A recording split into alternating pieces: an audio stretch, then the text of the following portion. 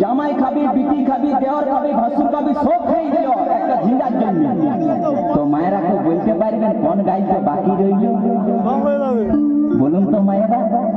ও তুই ভাতারে খাবি, হরি বল, ওই আমার ঝিঙ্গাটা হাতে করলি চুরি গো, আমার ঝিঙ্গাটা হাতে করলি চুরি, ওই আমার ঝিঙ্গাটা হাতে করলি চুরি গো, আমার ঝিঙ্গাটা হাতে করলি চুরি।